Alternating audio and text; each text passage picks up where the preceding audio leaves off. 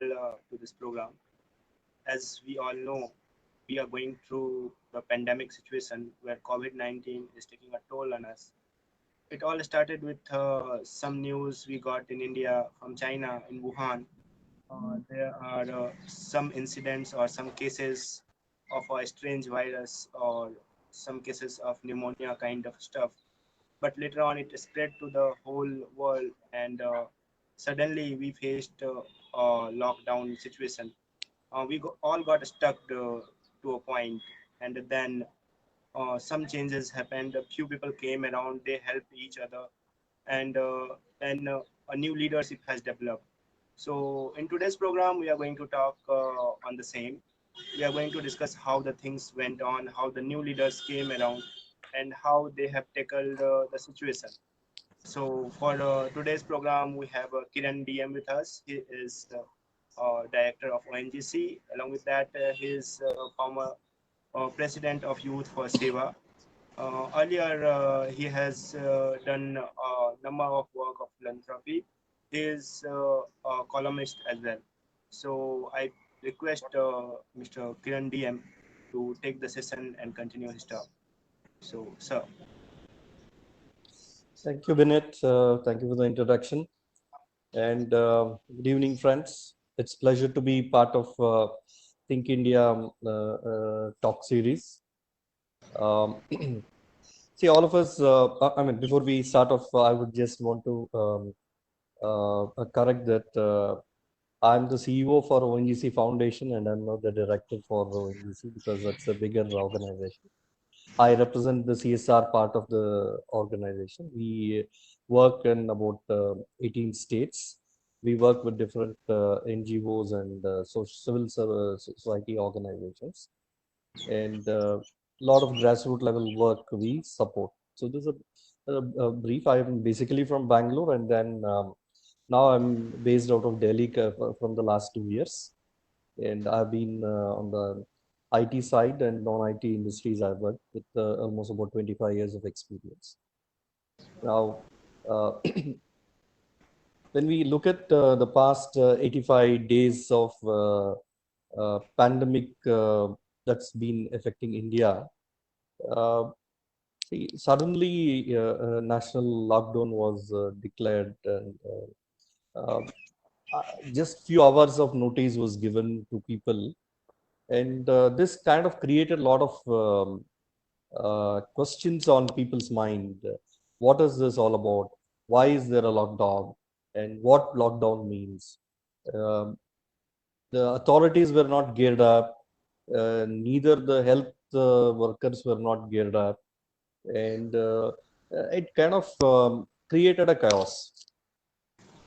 A lot of people went around buying and stocking things, and for the first 2 3 days, no, it was kind of fun, uh, staying at home, watching TV, looking at the news, hearing to what's happening there, and all these kind of things started happening, and nobody was prepared. Nobody was prepared because lockdown has never, as a countrywide lockdown, we have never seen. So it kind of started off with a little fun and little panic, especially panic for the people who were standard at different places. See, in India, if you look at, no, many people travel and keep traveling for business, for pleasure, for personal works, and visiting relatives, functions. So on March 25th, when the lockdown was declared, many of these people were stuck with wherever they were. There was no option for them to come out, go. So these are the kind of people who started thinking, okay, what's going to happen? Because the hotels started also closing. Many people who were working in as paying guest and working women's or working men's hostels kind of things, they started shutting down. This is when the seriousness set in. And all this started, like Binit said, um, sometime in December, from a town, I mean, city called Wuhan in China. Uh, Initially, in the month of December, they did find some cases of pneumonia and things, but then they were also not clear what it was, and they hid the whole thing without informing and stating what that it's a new virus and it's killing people. Sometime in December end, I mean, the 31st of December to be precise, is when they started telling that there is a new virus that they found and it's killing people in China. Across the globe, 30, and the fag end of 2019, people all were making themselves ready for welcoming 2020. They were having a lot of plans, looking at what they should be doing, how to lead their life, and vacation plans, because exams were getting over shortly, and then they had a lot of time to spend, move around. So this was a kind of scenario which was there globally. People were all were happy, wanted to look into different things in their lives, and how and improve their own life experiences. But then if you look at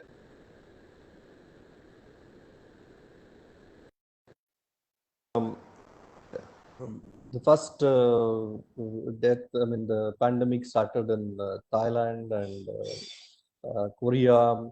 Then it started Europe and US. And sometime in Jan 30th is when the first case was registered in India. So from 30th Jan to March 22nd, when the first Janata Curfew was propagated, there was not too much of a seriousness. Even after the lockdown were declared, I have seen people, labor, working daily wages people asking, why are we shutting down the country when only about 10 or 12 people have died? Because dying is not new to us. And every time when there is a natural disaster or man-made disaster, people keep dying. So suddenly, why is the country taking this kind of a measure where you want to close down the entire nation?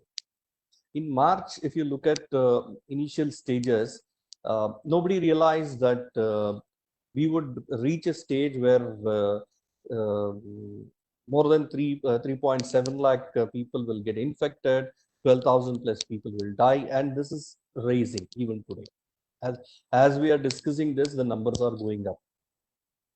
At the global level, more than 87 lakh people have been uh,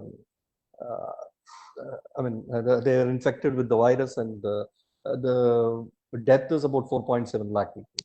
So it's a huge kind of a death that is happening, and it's definitely a pandemic. And in March, people never realized that impact.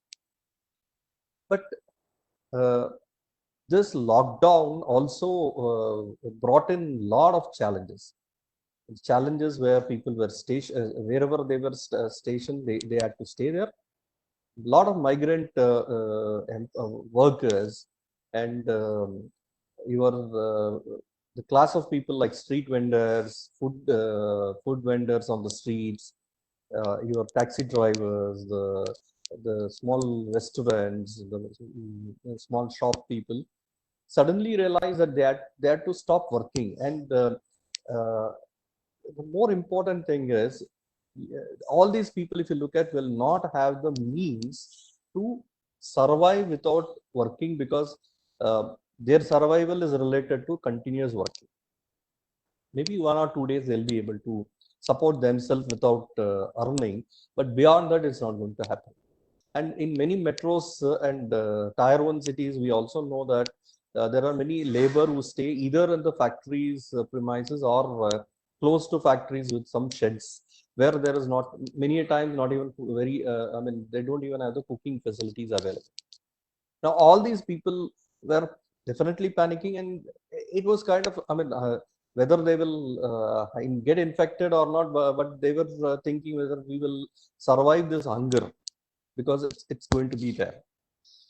See, on one side, the government mechanism was trying to do certain things. They were trying to get in schemes, transfer money, The district administrations were looking at giving some kind of a relief.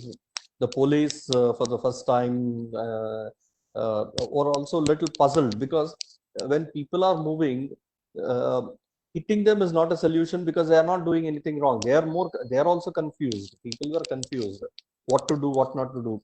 Social distancing as a term is more familiar today, but when it started, nobody knew what it means social distancing, what kind of mask to be worn. So this confused, chaotic state was there, and people were also moving around. And it takes time for people to sink in into their head that what it really means and why I should stay home, because they are not seeing any kind of infection in their area, in their neighborhood, in their area of influence. So for them, somewhere it is happening. Why should I stay home? These were the questions that were there, and the police also had to deal with them very tactfully. If you look at the district administration, the police, the health officials, health workers, all of them were also trying to learn how to work in this kind of a scenario. Today, if you look at where the pandemic is on the higher rise, like whether it is Delhi, Mumbai, and few other cities, you don't have beds for people, and every health worker is so much stressed because there is a lot of work. But in March and things, when cases were still less, these health workers were supposed to be staying in the hospital and staying and doing what? Maybe nothing. So there was another kind of stress. They had to stay there. They had to be with the away from the family, but then they had nothing to do much. And they were also worried because there were no PPE kits available for them, and there was no SOPs devised for them.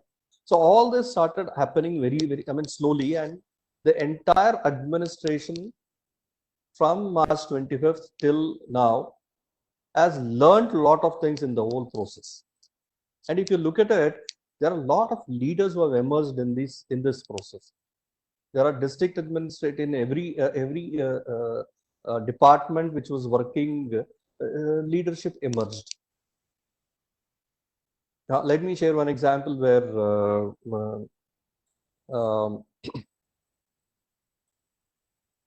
one Karan Puri, who was staying in Panchkula in Haryana, had sent a video saying that I'm a senior citizen, I don't have anybody living with me, and I'm kind of feeling lonely.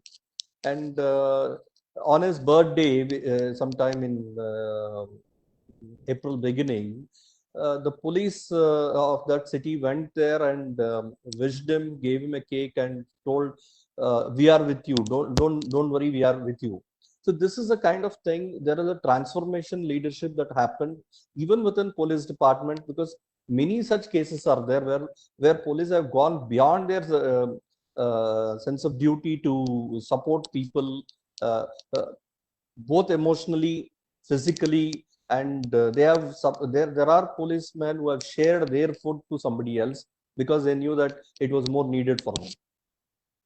And we also understand in this process, many of these policemen have also been infected, which means these are beyond call of duty. Why does somebody do this? Because there is some inner feeling that I need to do little more. That kind of a feeling that emerged. This is one such example where the police also, I mean, the police also have done extremely well. They have been continuously working. The entire government mechanism, the district administration, the health official, the police, these are the people who have been extensively working. Now, this is a systemic thing which they need to do. That is the job, that is the role, that is the expectation, and they are doing extremely good job. See, many a times what we feel, India is a country where government systems doesn't work.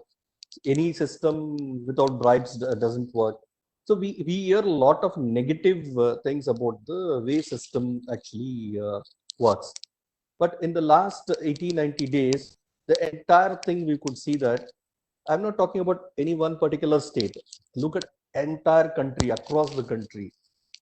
People, many of these people who are there on the ground, were there for the first time handling this kind of a scenario.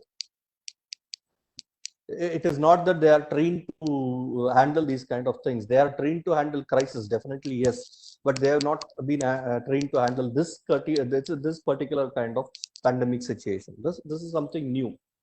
We have seen where if there is a problem and there are few people kept in isolation and things are over. But today, the entire country has to be kept in its own isolation. So we have seen how the district administration started sinking in with the reality of what is the requirement and how they started working on this whole thing. Now, this is on one side. Now, on the other side, there are 25th March when the lockdown started.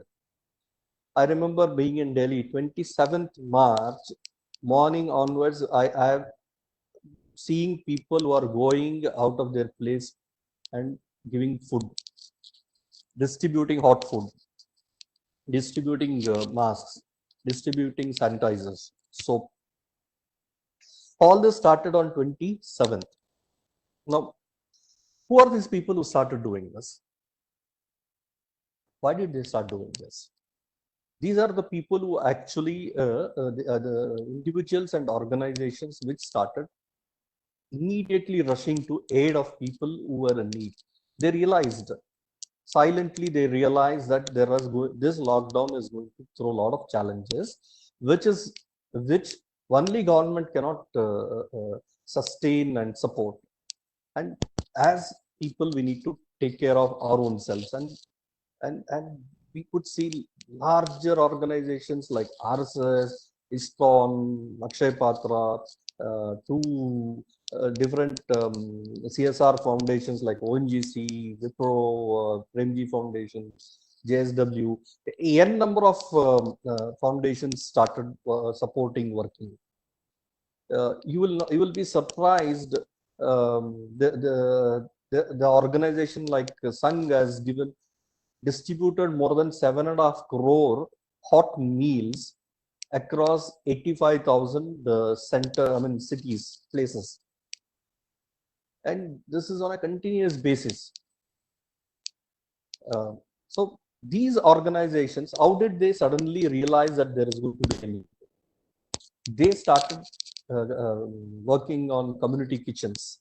Many community halls were taken and converted into community kitchens. Many hotels were requested to prepare food so that these people can collect it and serve it.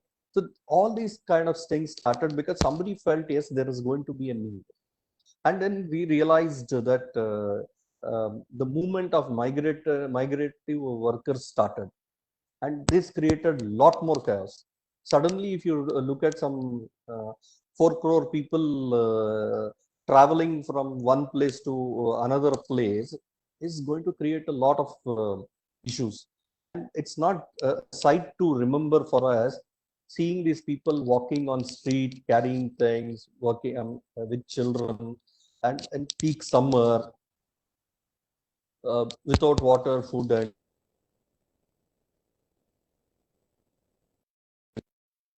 uh, created issues. And it was the people who supported.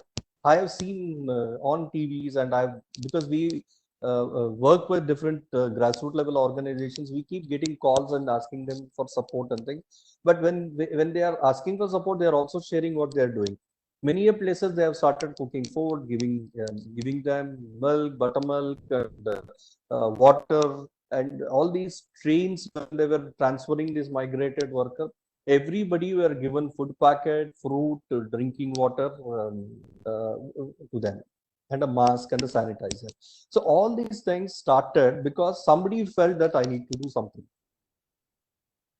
And these organizations started working in a manner which I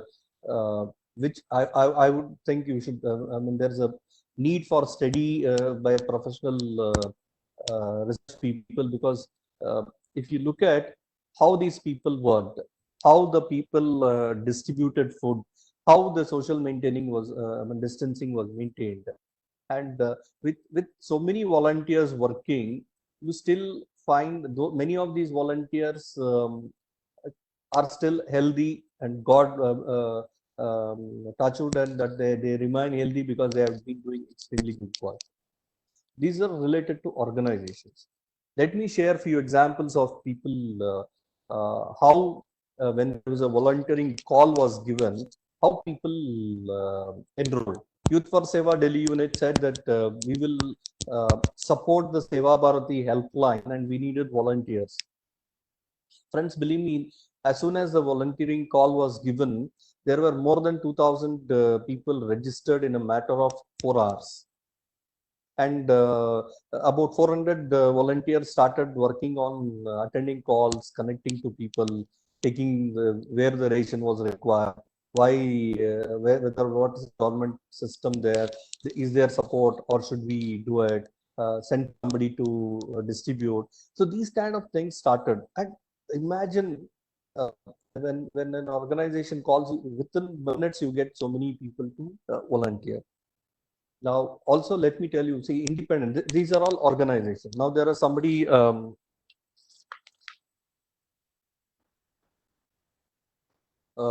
let me tell you, Mahita Raj, she is a digital marketing person based out of Bangalore. And she felt that this is the time something should be done. And in March end, she started something called a Facebook page called Caremongers. And in a short span of few days, 33,000 members enrolled for caremongers. And all they did, this was across the country, all they did was somebody who wanted some help would raise the thing in Facebook, and then somebody, some volunteer would be attached to work on it. This also happened, then they started slowly setting up a helpline. And people, every day they used to receive more than 700 to 800 calls, and the volunteers were connected.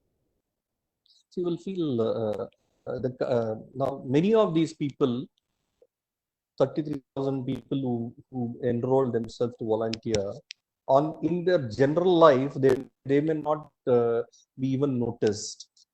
They are normal youngsters being doing their own work, doing part of their job.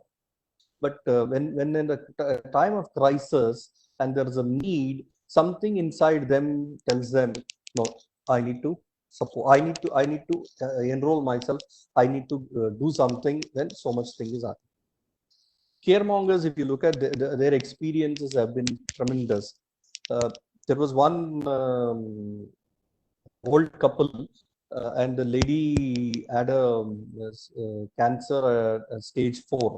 They needed a particular medicine which they were not able to get it, and they knew where it was. It was about 25 kilometers away in Mumbai. From the place they used to stay, they requested the caremonger to support, and one volunteer, with all the restrictions, movement, everything, drew there, got the medicine, gave it to these people. Similarly, you can when you read, you can know that so many people not worrying about their own life, not caring for their life. They went and they did this because they felt that there is a need for somebody to do it, and they had the ability to do it, and they did it. So that caremongers is one. If you look at again crowdfunding platforms, you will be surprised. Platforms like Give India has collected about 75 crores.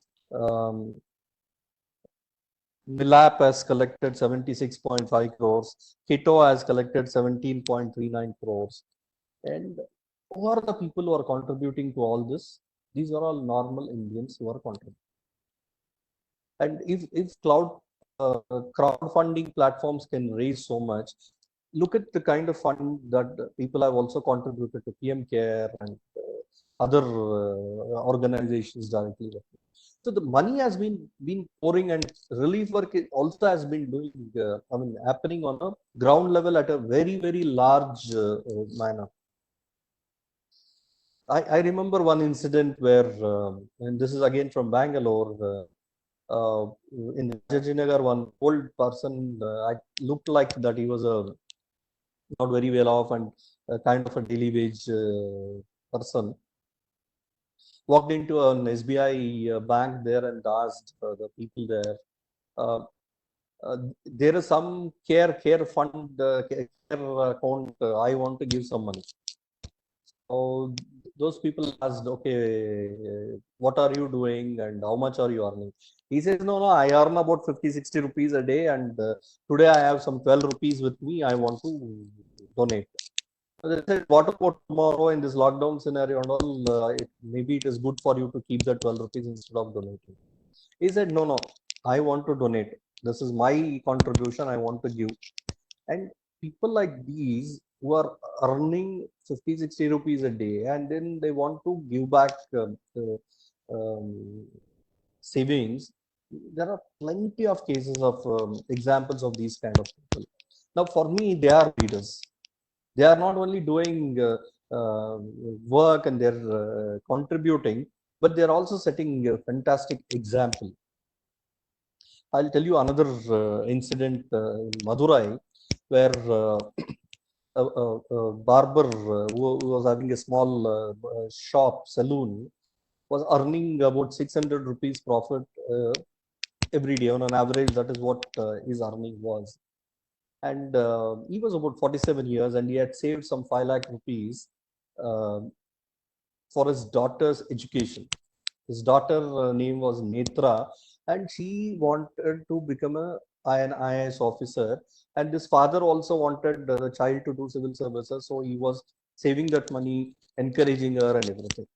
When the shutdown, I mean lockdown happened, they were in Madurai, and where they lived, they also saw many people didn't have food to eat, and they were undergoing a lot of agony and things.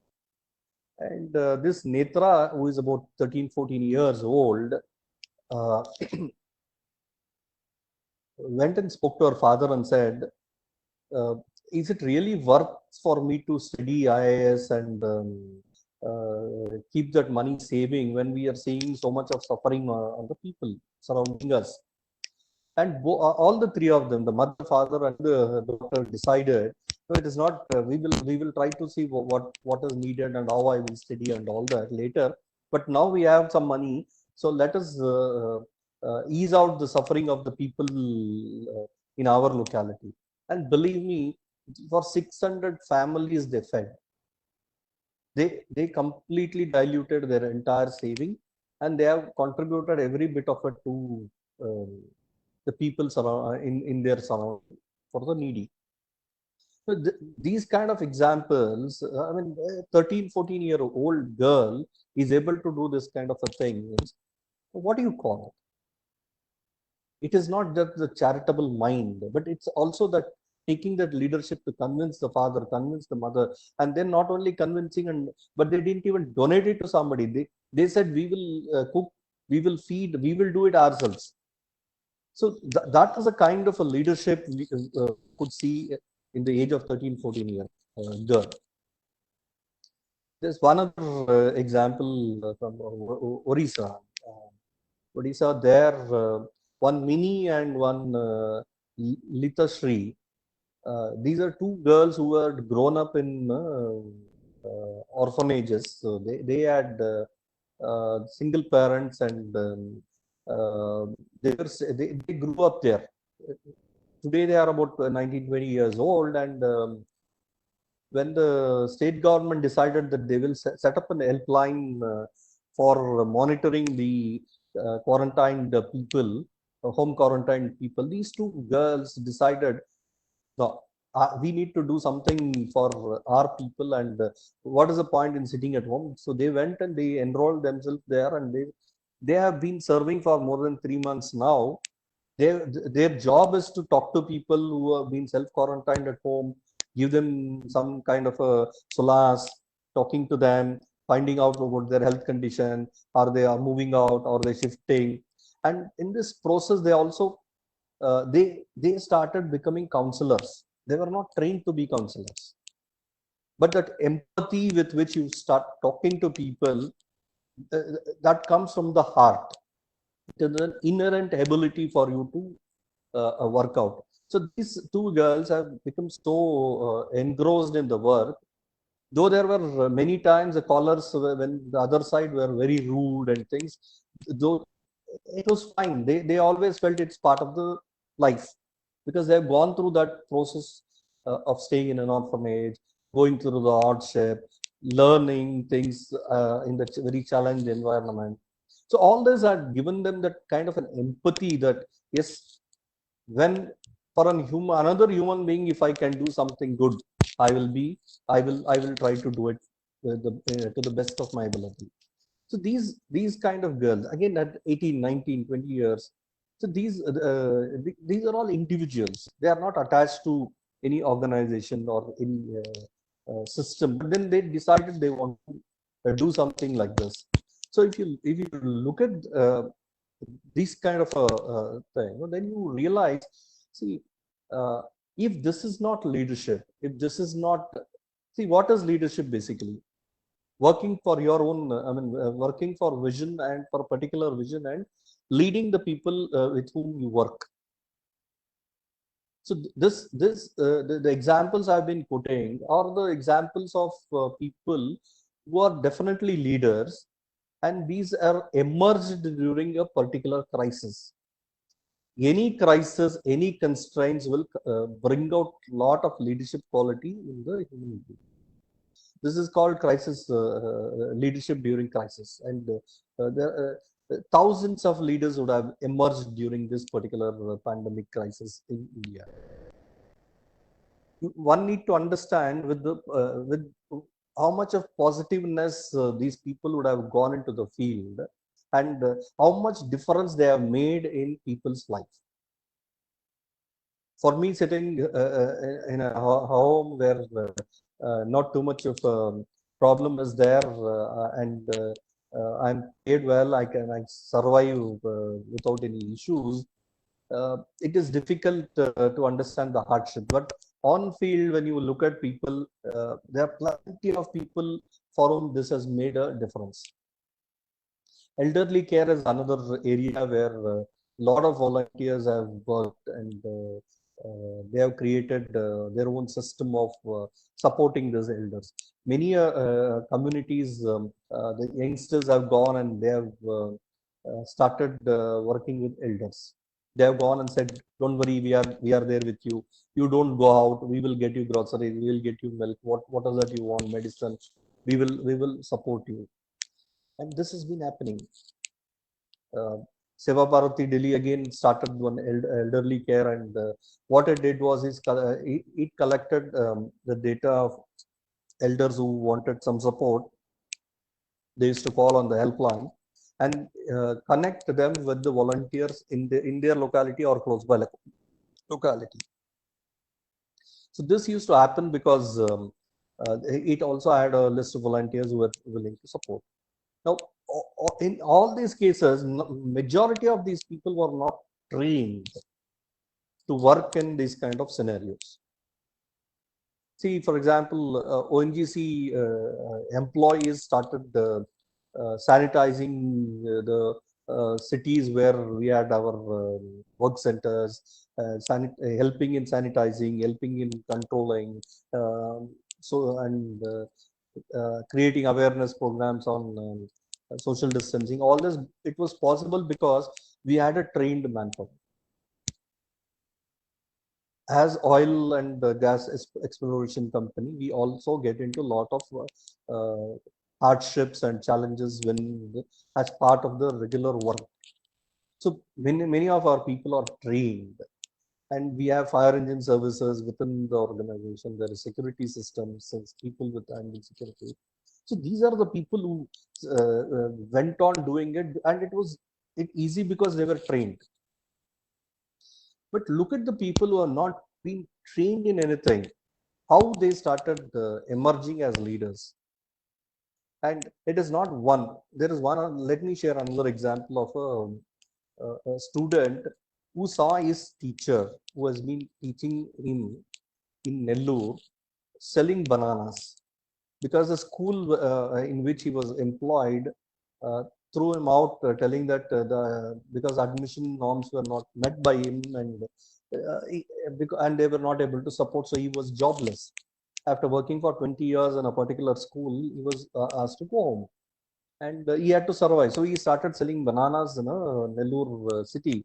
And one student initially saw this, and he spoke to a couple of his other friends. About 150 of them together joined and contributed 86,000 rupees for this teacher. So this happened because of one student and also the good teacher. If the teacher has evoked that kind of a response, that means you need to understand how good he has been with the students and teaching. And the samskar part of the teacher's job, he did it well, and that is a reward what he has got in terms of students being empathetic to him. Now all this is possible because you because there is somebody who is taking that small initiative. The small initiative can become big, but somebody has to initially light one lamp that can light many lamps. And this we are seeing in this kind of a scenario. Not only these individuals, like I said, there are organizations which are supporting, there are individuals which are playing a role, there are corporates which were doing some other kind of production, automobile production, said we will stop that and we will do ventilator manufacturing. Look at many of these startups who said no, though it was not part of our business plan, we will do something related to COVID and we will support the nation. The cheapest, how do we do a cheapest ventilator? How do we make it smaller and cost effective so that it can be given to many places? And how do we sanitize the sanitization hubs? Lot of things started coming up from the startup groups also. So whether it is industry, whether it is individuals, whether it is governmental systems, corporates, everybody pitched in, and everybody pitched with an intention of serving. And this is what, and in every organization, there would be one or a group of people who would initiate this. And this initiation happens because they have that leadership talent within themselves, which is hidden, latent. So the moment somebody kindles that, the moment there's a scenario that kindles us, those people react. And how do they react? They react very positively. In many countries, we would have seen on TVs and media how they were struggling. Uh, they're all developed nations, but they were still struggling with a lot of issues of hunger, health, and a lot of things, social stigma, and those kind of things. The reason was a community didn't um, gear up itself to take care of themselves, the needy. Whereas in India, we could see that many of these problems kind of settled down very fast because the community pitched in. There are villages where the landless labor were given food material, everything from the farmers who had grown in abundance. They also were not able to sell, so but they didn't look into all that. They said, I have so much of food materials and vegetables grown, so please take it. They distributed not only in their village, in surrounding villages. We have seen and heard stories of their distribution. This again happens much more in tribal areas where I mean, the lockdown was also affected. Many of the tribal places, this kind of sharing has happened. And also look at how the villages were locked down. I mean, the entire village was closed. The roads approaching to the villages were closed, and normal life was happening within the village. They said, we will not allow anybody to go out, we will not allow anybody to come in, but within the village, you can behave as things were normal. And who were guarding this? It was not the police. It was a village youth who were guarding this. Somebody initiated idea, and this kind of spread to in many villages. This has happened. and because of that they were safe. They were safe because of this small thing. Now this is all on the relief and things. And look at uh, one side we have this kind of problem. The other side, suddenly you have about 400 million people in India who are supposed to be going to schools and colleges suddenly had to stay at home. Now, this also brought in a different kind of challenge. How do you keep them engaged? How do you keep them occupied? And generally, children and youth are filled with energy. So they want to be doing something. They can't sit at home. And how do we engage? And many schools initially were not able to adopt to online e-learning platform. It took them some time. Even institutions and universities took some time for them to get into this kind of a mode. But during these kind of crises also, there were people, individuals and organizations like Youth for Seva and others. What they did, they started online engagement programs, whether it could be craft, whether it could be stories, whether it could be quizzes, whether it could be some teaching. So all these kind of things started, and it was kind of a um, lot of talent emerged. So many individuals participated. There is a group of people who said we will teach the children. There are a group of teachers who are running online classes for anybody to look into 10th standard and 12th standard. They are teaching. Uh, uh, many initiatives came up online. People were not prepared for online learning. But today, just within 4 months, the entire nation looks at online as if it has become a norm. How many, see, look at Think India. We also had this kind of facilities, what we are doing, using now for online series of talks. But this we never utilized or exploited during the pre-corona time, though it was available. Because for us still, for everybody, it is like, you know, that face-to-face dialogue, gathering and being together, discussing, these are the things which is a normal practice. So this pandemic has also created a lot of opportunities. If you look at uh, in terms of how do you prepare your content, how do you engage people, how do you engage people positively, um, and lot of it has given an opportunity for many youngsters to look at life in a different, very different perspective. Now look at all these people who have been going out of their way to support others. What is the kind of maturity they would have got? What is the kind of learning they would have received when they went to do this kind of work? If you hear to many of these people's experiences and their learning, there are people who would have not done much work in their own life, uh, because there was no need for them to work. Some the family used to take care, and there were things. But these are the people who have gone out and who have slogged, who have for 12 hours completely distributing food, moving from one area to another area, and again maintaining the social distance. So a lot of such things happen, and these learnings are going to make a difference in their lives. Tomorrow they are going to be the greatest leaders in this country would see, because this is going to change the way they look at life, they look at society, they look at the country, and they look at their own situation. So many of these leaders will who have emerged now will become great leaders.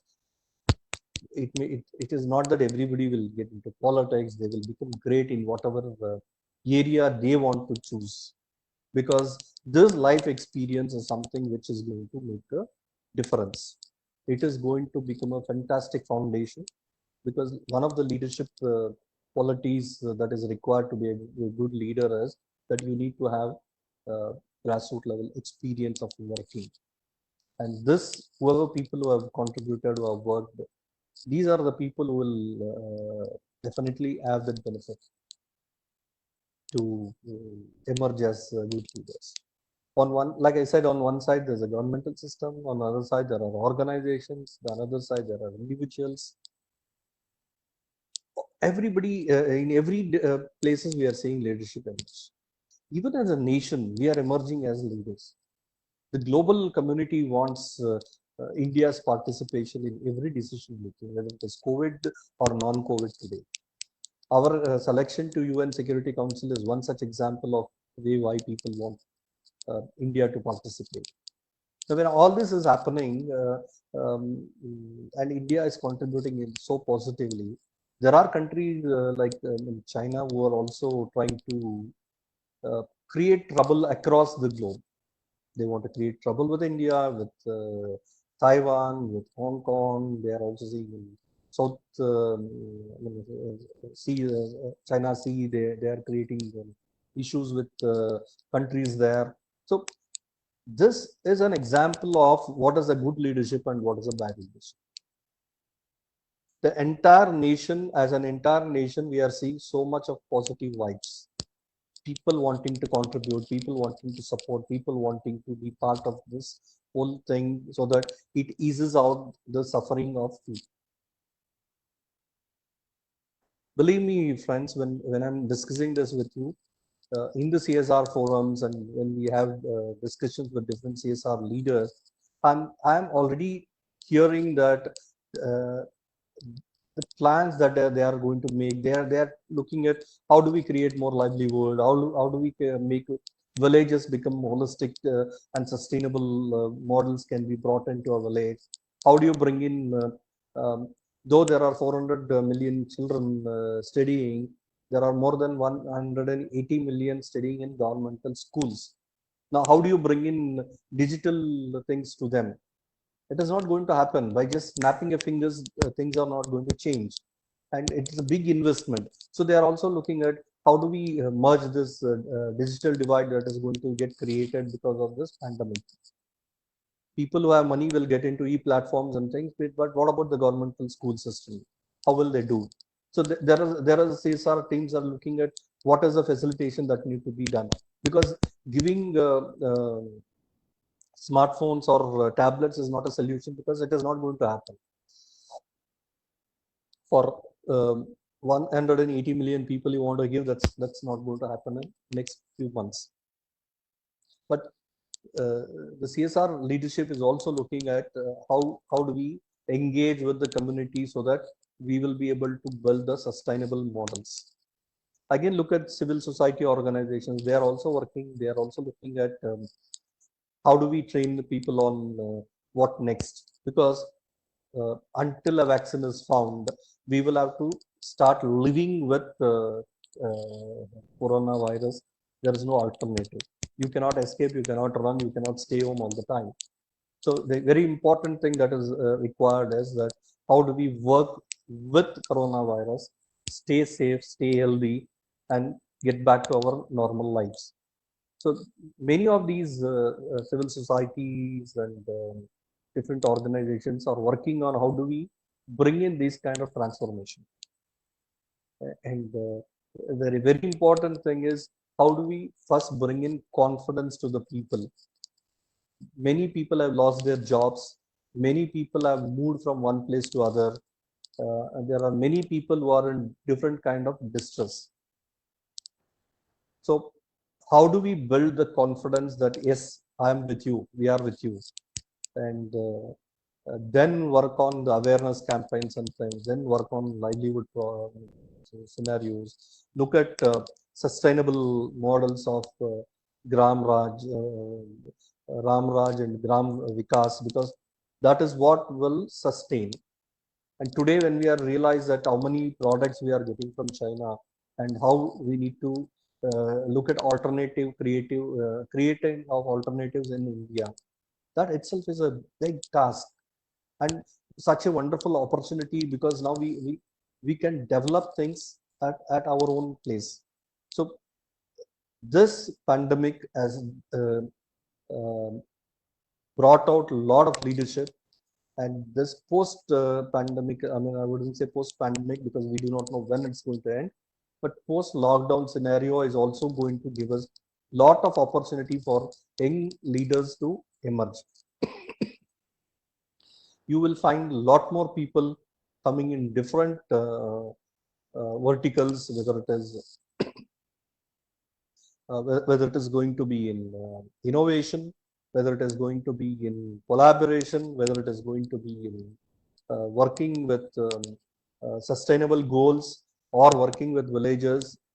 The people are going to look at their own life differently, and there will be many people who would want to align with the development of these communities which are in need of support.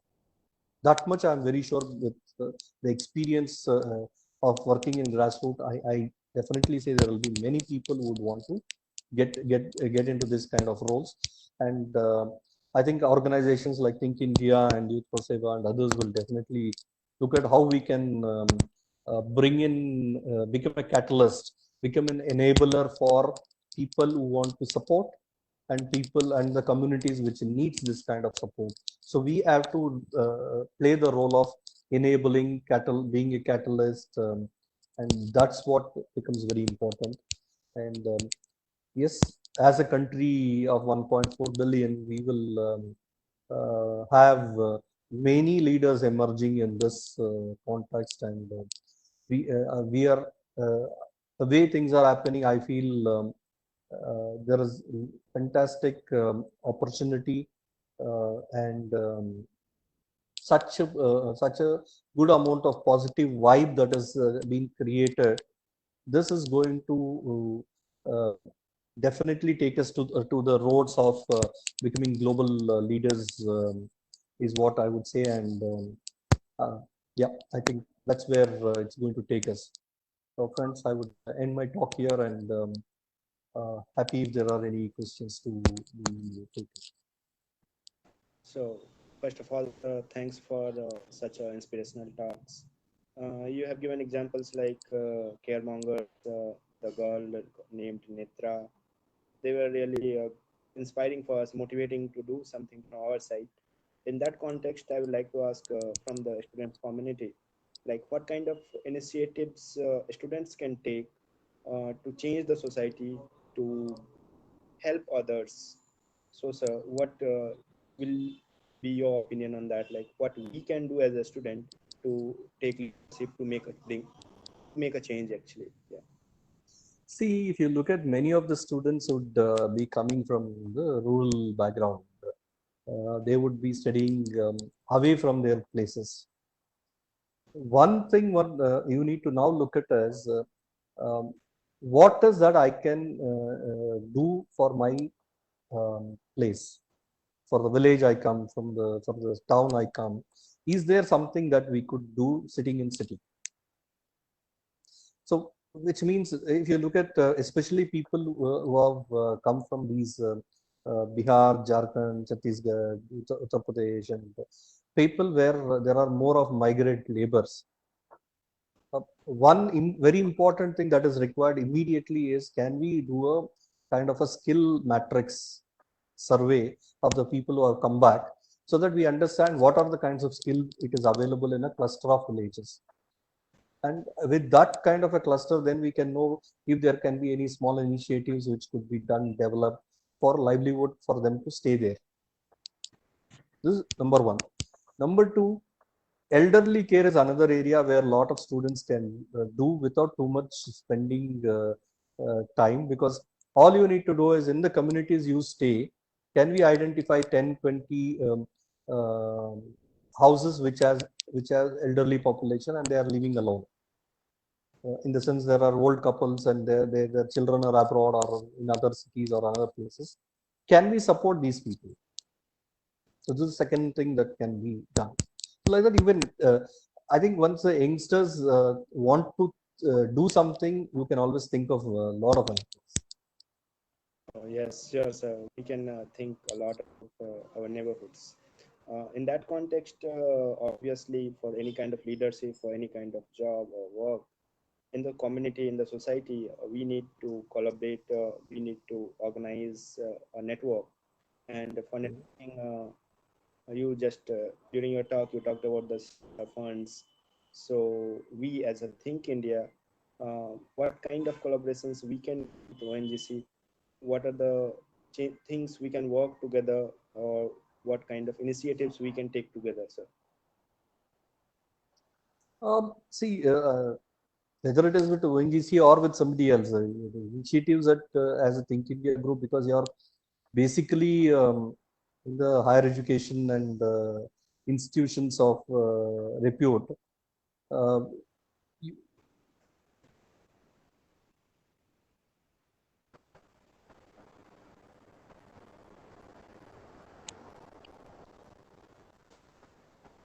so there's what we can look at as uh, we need to identify areas where we could collaborate. For example, taking institution support, how can we work with the student category in especially where we have work centers. For example, we have work centers in about 18 states. In and around, for example, let me give you, in Assam, Shivsagar, Nazira, Zorat, these are the places we have our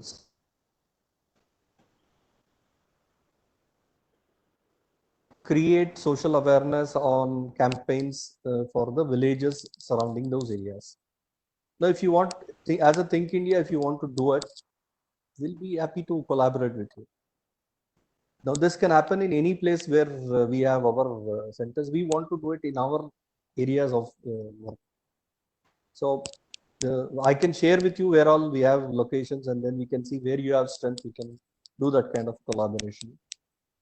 And majorly now we need to look at how can we get people to uh, get back to their work. That is a major role that we need to think. And I think we can discuss offline to look at what are the different projects we could look at. uh, sure, sir, we'll work on this and we'll look the way forward regarding this. Yeah, the final question I would like to ask is, you have talked about the urban and rural divide. You talked about like how the rural areas responded, how the youths of villages came up for volunteering. In the same context, the urban youth responded in a very different way, a complete lockdown situation, and then a few leaders like Sonu Sood or others has came up. So in that sense, what kind of collaborations do you suggest? Like what kind of things they can collaborate, or should they go on individually, working alone? Uh, Urban youth. yes, sir. See, urban youth, there is plenty of things they can do. One elderly care is mostly related to urban youth, which they can work. Second thing is they also can work with the government school children, because see many of the time today, how do you keep them engaged is going to be an issue. This is another area where you can look at it. And many of these seva bastis, you have people who are jobless sitting there. Now, can we look at and see sanitizer making, soap, hand wash, soap making? These are things which can be taught easily and doesn't require too much of mechanical things. So these are kind of things which can be taught to people there and trained to them, and then look at how do we create a market for them within that community itself. So livelihood programs are going to be another major area where you can work on it. And the third major thing is how do you work with your own young community of college going students, because many of them are sitting at home. How do you involve them? So one is get them to enroll as volunteers in different organizations which are doing some kind of service, and online and sitting at home using phone, how can you get data, work on few initiatives which will support others. Basically the coordination and connecting things, these are the things which you can do from the urban perspective. Yes, sir. Thanks for sharing so much of new ideas, so much of knowledge with us. It was really a great session. We are obliged. You have given such a precious time to us and communicated so many valuable things for us to work on onwards. We will be in touch with you and we'll surely get connected with you soon. Thanks, sir. Thank you, Bennett. It was nice being part of this whole talk series. Thank you. Bye.